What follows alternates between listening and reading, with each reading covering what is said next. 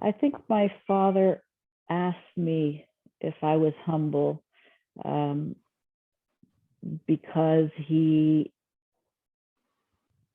felt that it was an extremely important trait, and maybe one that I didn't always follow. Um, it could also have been to divert, because he was very good of diverting the question on himself with others. Um, uh, but the message to me was that I need to continue working on being humble. And how am I continuing to work on being humble? Is uh, by being a better person, by listening well, listening to others, um, counseling with others, calling friends, being aware of what others are going through, and putting myself in other people's shoes, um, and try to give back some of this, incredible um, life that I've been able to live. I am such a lucky person, and I know that.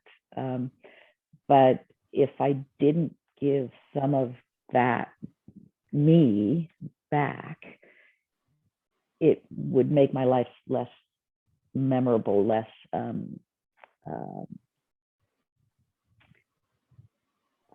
so it's important.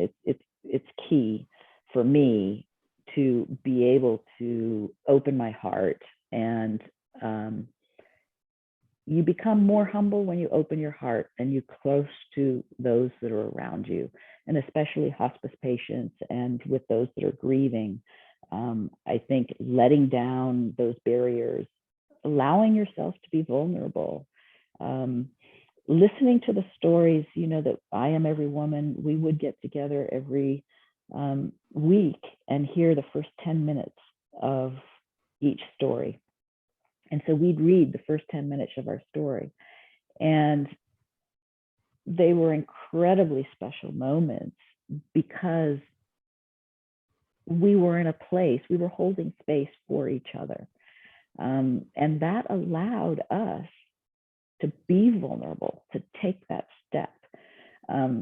So from what I learned from this book project, which is incredibly special, because of the way in which it came about, it's not just the stories, but I believe everybody has a story. And in sharing these stories so honestly, that's where you find true healing and true love and compassion. And I wrote an article for hospice saying that through hospice, I learned to love a stranger.